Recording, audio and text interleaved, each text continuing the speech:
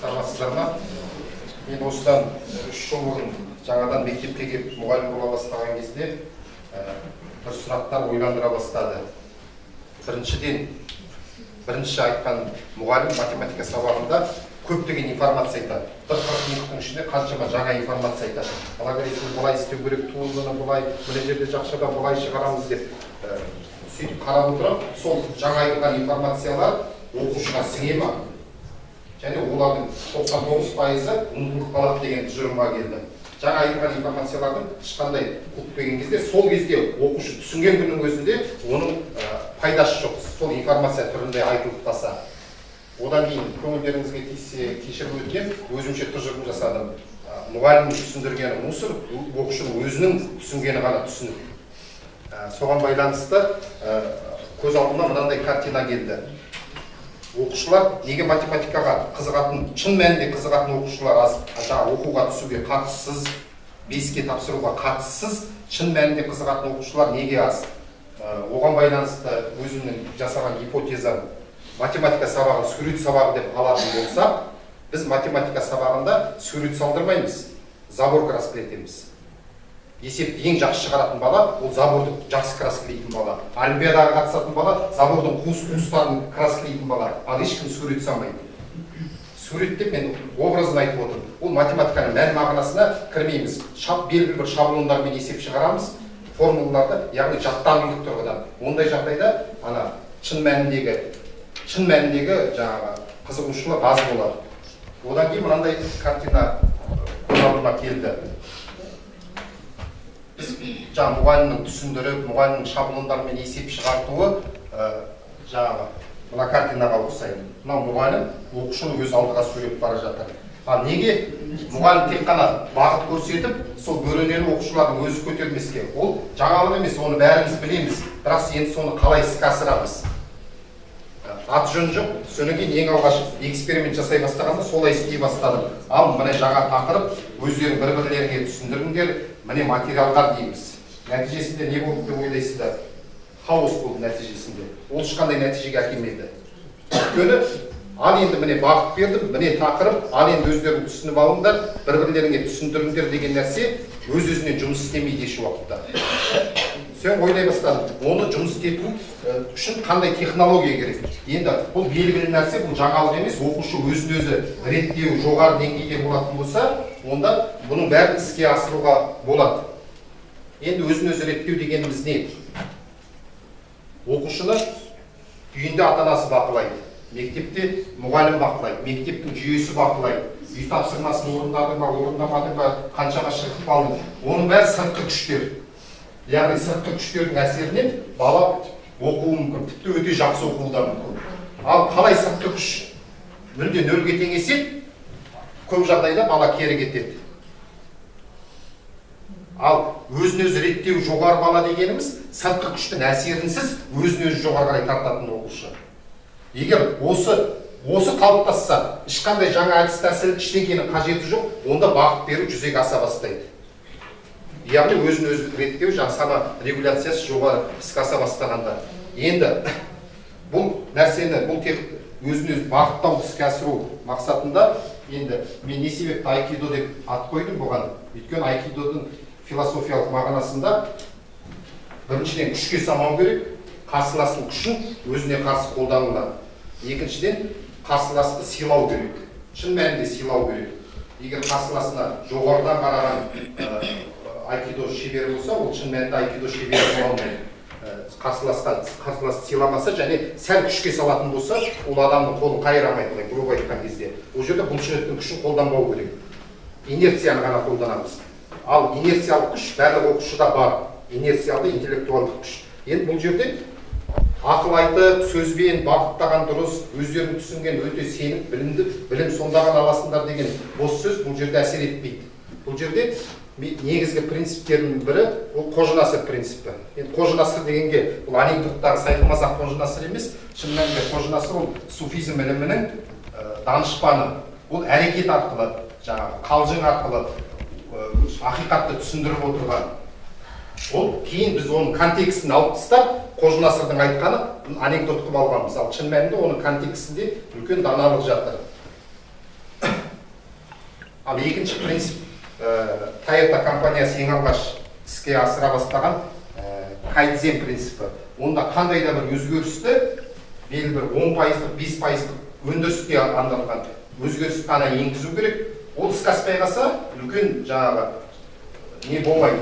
Ал іске асып кетсе, келесі өзгеріс тағы да үстіне сәл ғана өзгеріс қосылады. Сөйтіп ана снежный ком дейді ғой, сол сияқты өзгерістен өзгеріске енгізгенде белгілі бір уақытта түбегейлі өзгеріске қалай келгенімізді өзіміз білмей қалуымыз мүмкін.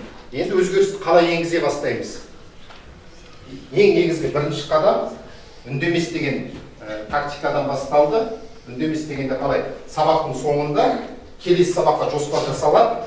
Алғашқы бір 5-10 минутында мен келем, мен үндемеймін, сендер былай істейсіңдер деп, бұл маңызды емес не істеуі. Бір-біріне түсіндіре ма, үй тапсырмасын талқылай ма, бір-бірін тексере ма. Одан келесі сабаққа келем. Бұл әрине бастапқыда іске аспайды. Келесі сабақ келем, 10 минут отырам, үндемеймін. Оқушылар оны ұмытып кетеді. Шулай бастайды, өстіп отырасың, келіп ағай не істейміз дейді, бетіне қарайсың, бірақ үндемейсің. Бұлай бір-біріне сырласады, жындыма дейді. Сөйтіп, арасында кейбіреулердің есіне түсе бастайды, 10 минут өткенше сабыр сақтау керек. Содан кейін 10 минут өткеннен кейін, осылай деп өткенде келісіп етіп қой дейсің, ұрыспайсың, іштен кермайсың, ары қарай сабақты жалғастыра берсің. Тағы да осы ең рет қайталанған кезде бұл автоматизмге айналады. Яғни бұл өзін-өзі реттеудің алғашқы қадамы. Сен келесің, үндемейсің, уже балалар бірден соны жүзеге асыра бастайды.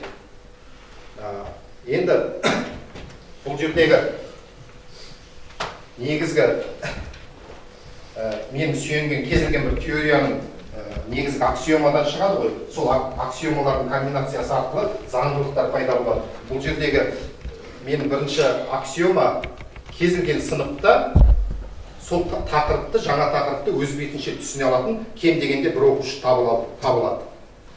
Екінші аксиома кез келген оқу әрекетін өз бетінше ең рет қайталанса, ол автоматты түрде қайталанатын күйге жете алады. Сол екі аксиомаға сүйене отырып, бірнеше кейбір әдіс тәсілдері, мысалы, Табата протокол деген әдіс тәсілді қолданам, бұл жапондық спорттық биологияның маманы, спортсмендерді жаңағы сушка дейді, жарыстың алдында дайындау үшін бір 5 минуттық қана жаттығу, бірақ ол 1 сағаттық жаттығуды алмастырады. Өте тез жаттығу жасайды, мысалы, кез келген бір жаттығуды су максималды нагрузка түрінде. Ондай жағдайда мидан сигнал келеді, бұлшықетке тек қана бұлшықет өсуі керек деген сияқты. Ал бұл жерде де математикада да бір азғандай шала-шарпы түсінген тақырып деген су максималды жылдамдықпен тез-тез шығару керек болса, бала кейбір моментте соны қалай түсінгенін өзі байқамай қалады. Біріншіден, екіншіден бала үлкен куражда болады. Басқа нәрсені ойлап, асықпай, бір есеп шығарса терезеге қарап, ананы ойлап сөйтуге уақыты болмай, аз ғана уақытта 5 минуттың ішінде баланы осындай куражға кіргізу үшін. Енді екінші әдіс тәсіл ол табул раса. Бұл жаңағы үнді философиясынан алынған термин. Бұл жерде таза парақ деген мағынаны білдіреді ғой. Формативті бағалауды істеген кезде біз әдетте тапсырма береміз, дайын тапсырма. Ал бұл жағдайда дайын тапсырма берілмейді. Міне тақырып, мысалы, тізбектер. Әппақ парақ, содан не білесің, соны жаз.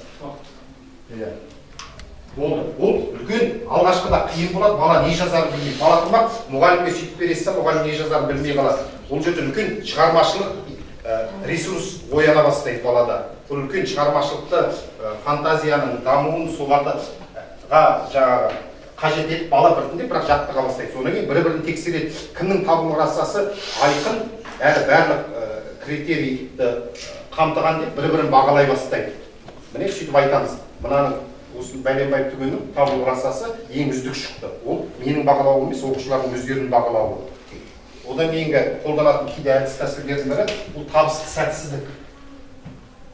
Ол табысты, бірақ сәтсіздік. Яғни бала сәтсіздіктер арқылы табысқа жету. Өйткені көптеген үлкен нәтиженің ар жағында қателіктер тұрады. Бала алдын ала бірнеше өтілмеген тақырыптарға байланысты бір тапсырмалар беріледі.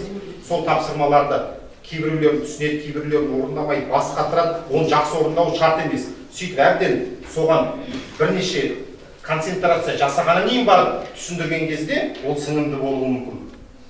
кері процесс. Яғни сәтсіздіктерге жету арқылы ең соңынан табысқа жетеді. Әрине, бұның бәрі мүлде іске аспас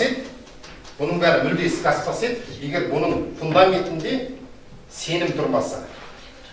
Яғни баламен, класспен сенімді қалыптастыру керек. Бізде регламент бар, сегіз. Уақыттағы болды, уже болды, уже 8 болып кетсін. Осыған байланысты жаңағы алынған нәтижелер Қашаннан бері бұл әдісті қолданып жүрсіз? ең алғаш 3 жыл бұрын жаңадан қолдана бастадым. Содан қазір соңғы кезде, мысалы 10-шы кластарда соңғы 1 жылда сабақ бергенде менде бірде бір жағдай болған жоқ. Мысалы жаңа тақырыпты түсіндірген. Немесе, кейде есептерді шығарып көрсеткен, онда да аяғына дейін емес, жартысына дейін бірнеше 5-6 жағдай болады бір оқу жылында. Бәрін жаңағы балаларды бір-біріне ұйымдастырып, бір-бірін түсініп, оны зерттеп, сол арқылы ұйымдастыруға негізгі идея. Жаңа интро болды, сабаққа үйренсіндер, үндеметін не істедіңдер. Ең ұзақ уақыт қанша алды? Егер басында үндемеске үйретуші бір 5-6 сабақтан кейін жаңадан үйрене бастады. 5-6 сабақ балалар ешесесінде? Жоқ, сабақ бойы емес, алғашқы 10 минутында, 5 минутында хаос болып кетеді, содан кейін біреу істемей жатады, сол қайталана бергеннен кейін кішкене автоматизмге жетеді. Ол автоматизмге жетіп алғаннан кейін келесі бір нәрсені автоматизмге жеткізу.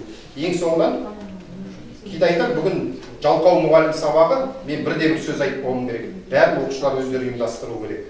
Мен тек қана бақылап жүремін. Басқа ұстаздардан келіп байланыс алдыңыз ба? Алып жатыр енді. Басында әсер етемі балалардың несі?